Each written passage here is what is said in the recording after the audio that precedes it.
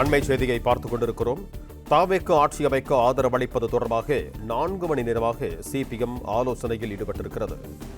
தாவேக்கு ஆட்சி அமைக்க ஆதரவளிப்பது தொடர்பாக 4 மணி நேரமாக சிபிஎம் ஆலோசனையில் ஈடுபட்டிருக்கிறது. சென்னை தீநகரில் மார்க்சிஸ்ட் கம்யூனிஸ்ட் கட்சியின் மாநில செயற்குழு கூட்டம் நடைபெற்று வருகிறது. தாவேக்கு ஆட்சி அமைக்க ஆதரவளிப்பது தொடர்பாக 4 மணி நேரமாக இந்த ஆலோசனையானது நடைபெற்றுக் கொண்டிருக்கிறது. இது தொடர்பான கூடுதல் விவரங்களோடு இணைகிறார் எமது செய்தியாளர் ரகுபதி. வணக்கம் ரகுபதி, உங்களிடம் இருக்கும் தகவல்களை சொல்லுங்கள். தமிழக வெற்றிக் கழகம் ஆட்சி அமைக்க இடதுசாரிகள் மற்றும் விசிக கட்சிகளிடையே ஆதரவு கேட்ட நிலையில் தாவேகாவை ஆதரிப்பதா வேண்டாமா என்பது தொடர்பாக சென்னை தியாகராய நகரில் உள்ள மார்க்சிஸ்ட் கம்யூனிஸ்ட் கட்சியின் தலைமை அலுவலகத்தில் மாநில செயற்குழு கூட்டமானது காலை சரியாக 10 மணிக்கு தொடங்கியது. இந்த நிலையில் மதியம் 2:30 மணி அளவில் இந்த செயற்குழு கூட்டமானது நிறைவு பெற்றிருக்கிறது. கிட்டத்தட்ட 4 மணி நேரத்திற்கு மேலாக இந்த செயற்குழு கூட்டம் நடைபெற்று முடிந்திருக்கிறது. தற்பொழுது முடிந்த நிலையில் தற்பொழுது மதிய உணவு இடைவேளையானது நடைபெற்று வருகிறது. இதனைத் தொடர்ந்து மாநில குழு கூட்டம் 81 பேர் கொண்ட அந்த மாநில குழு கூட்டம் நடைபெற இருக்கிறது. அதாவது செயற்கை குழுவில் முடிவெடுக்கப்பட்ட சில தீர்மானங்களை அங்கு மாநில குழுவில் விவாதிக்கப்பட்டு அதன் பிறகு என்ன நடைபெற்றது என்பது குறித்து இவர்கள் விவாதிக்க இருக்கிறார்கள். அதாவது செயற்குழுவில் எடுத்த முடிவுகள் மாநில குழுவில் எடுக்கும் பொழுது சரியான தீர்வு எட்டப்படவில்லை என்றால் மீண்டும் செயற்குழு கூட்டம் கூட்டப்படும் என்று ஒரு தகவல் கிடைத்திருக்கிறது. அந்த செயற்குழு 2வது முறையாக கூட்டக்கூடிய செயற்குழு கூட்டத்தில் அங்கெடுக்கக்கூடிய அந்த முடிவுகளை மீண்டும் 2வது முறையாக மாநில குழுவில் கூட்டி என்ன முடிவுகள் எடுக்கப்படும் என்பதை கருத்தில் கொண்டு அதனை அகில இந்திய தலைமைக்கு தெரிவிக்கப்படும் என்றும் ஒரு புதிய தகவல் கிடைத்திருக்கிறது. அகில இந்திய தலைமை என்ன கூறுகிறதோ அதன்படி இங்கு மீண்டும் ஒரு செயற்குழுக்களை கூட்டி அதன் பிறகு முடிவுகளை அறிவிக்கப்படும் என்று சொல்லப்பட்டிருக்கிறது. தற்பொழுது விஜய்க்கு ஆதரவு குரல் கொடுக்கலாமா என்பது குறித்தான் இவ்வளவு நேரம் நடைபெற்று வந்தது.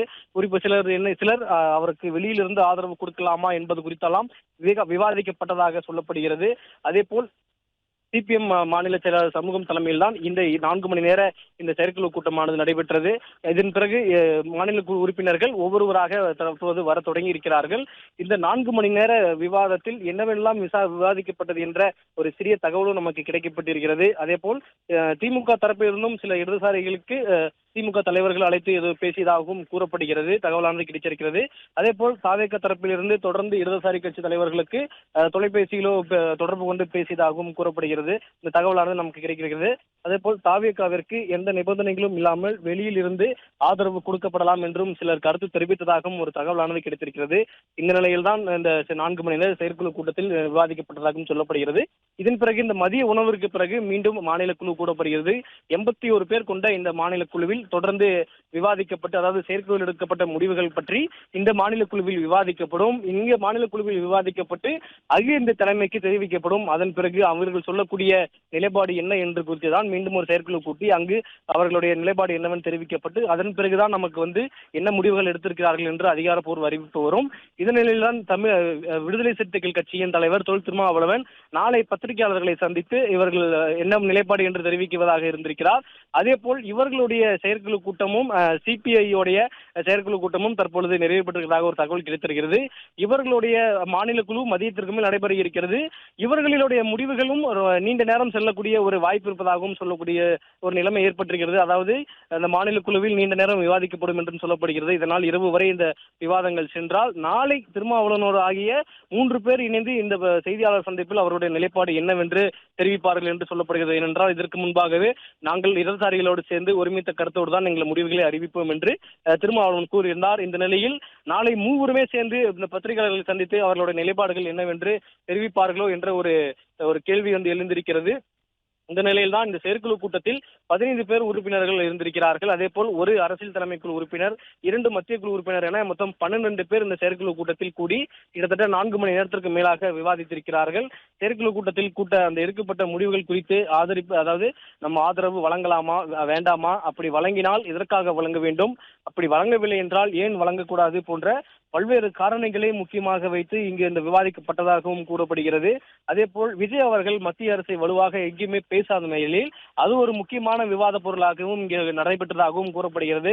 இன்றைக்கு மத்திய அரசை எதிர்க்காத அவர் நாளைக்கும் அதே நிலைப்பாடை கடைபிடித்தால் அது ஒரு பெரும் சிக்கலாக இருந்துவிடும். அப்படி இருக்கும் பட்சத்தில் நம்ம கூட்டணியில் அந்த ஆதரவில் இருந்து வெளியே வந்தால் ஆட்சியை கலைக்கக்கூடிய ஒரு சூழல் ஏற்படும். அதற்கு நாம் ஆளாகி விடக்கூடாது. எனவே வெளியிலிருந்து ஆதரவு தெரிவிக்கலாமா வேண்டாமா என்ற ஒரு தகவலும் நமக்கு கிடைத்திருக்கிறது.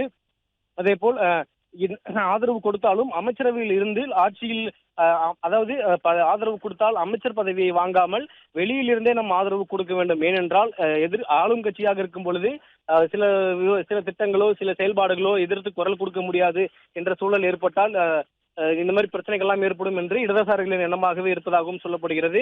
அப்படித்தான் கடந்த ஆட்சிகளிலுமே அவர்களுடைய நிலைப்பாடு இருந்ததாக சொல்லப்படுகிறது. ஒருவேளை தாவேக்காவிற்கு குறைந்தபட்சம் அந்த செயல் திட்டங்கள் இடதுசாரிகளின் வலிமையான மத்திய அரசை எதிர்க்காமல் போனால் என்ன பண்ணுவது என்றது ஒரு முக்கியமான ஒரு பொருளாக விவாதிக்கப்படுகிறது. அப்படி சில நிபந்தனைகளோடு வெளியிலிருந்து ஆதரவு கொடுக்கப்படுமா அல்லது நேரடியாகவே அவர்களுடைய ஆதரவு கொடுக்கப்படுமா என்ற ஒரு கூட்டமும் அதில் விவாதிக்கப்பட்டதாக சொல்லுகிறது. இது போன்ற முக்கிய காரணிகள் எல்லாம் மதியத்திற்கு மேல் நடக்கக்கூடிய மாநில குழுவில் விவாதிக்கப்படும் என்றும் சொல்லப்படுகிறது. குறிப்பாக சிபிஎம் உடைய ஒவ்வொரு நகர்வுகளையும் தமிழக வெற்றிக் கழகம் கவனித்துக் கொண்டே இருக்கிறது. ஏனென்றால் நடைபெற்று முடிந்த அந்த சட்டமன்ற தேர்தலில் 2 தொகுதிகளை அவர்கள் வெற்றி பெற்றிருந்தார்கள். கீழ்வேலூர், பத்மநாபபுரம் ஆகிய 2 தொகுதிகளை மட்டுமே வென்றுள்ளது. இந்த 2 தொகுதிகளை மட்டுமே தமிழக வெற்றிக் கழகம் முக்கியத்துவம் வாய்ந்ததாக பார்க்கப்படுகிறது. நேற்றைய தினம் கூட இடதுசாரி கட்சிகளை இணை பொதுச் செயலாளர் CTR நிர்மல்குமார் நேரில் சந்தித்து எங்களுக்கு ஆதரவு தருவுமாறு தொடர்ந்து அந்த வலியுறுத்தலை கேட்டிருந்தார். அந்த அடிப்படையில் தான் தற்போது காலையில் 10 மணிக்கு தொடங்கிய இந்த செயற்குழு கூட்டம் தொடர்ந்து 4 மணி நேரத்திற்கு மேலாக நடைபெற்று தற்போது முடிந்திருக்கிறது. மதியத்துக்கு மேல் இந்த மாநில குழுவானது கூட இருக்கிறது. சிபிஎம் பொறுத்தவரை தேர்தல் காலங்களில் எந்த ஒரு முடிவாக இருந்தாலும் செயற்குழு கூட்டி ஒரு செயற்குழு அல்லது 2 செயற்குழுக்களும் கூட்டி அப்பொழுதுதான் நுட்பமாக தெளிவாக அனைவருக்கும் இந்த முடிவில் சம்மதம் என்ற அடிப்படையில் மட்டுமே தான் அவர்களுடைய முடிவுகள் எடுக்கப்படும். அப்படித்தான் இதுவரை எடுத்து வந்திருக்கிறார்கள். அப்படி இல்லாத பட்சத்தில் அகில தலைமைக்கு தெரிவித்து அவர்களுடைய முடிவு என்ன, நிலைப்பாடு என்ன என்பதை எடுத்து மீண்டும் ஒரு செயற்குழு கூட்டி தான் அவர்களுடைய நிலைப்பாடுகளை தெரிவிப்பார்கள். அப்படித்தான் ஒவ்வொரு நிகழ்வுக்குமே இந்த சிபிஎம் உடைய இடதுசாரிகள் கட்சிகள் நடைபெற்று வந்திருக்கிறது. இதனால்தான் 4 மணி நேரத்திற்கு மேலாக இந்த கூட்டமானது நடைபெற்றதாக சொல்லப்படுகிறது.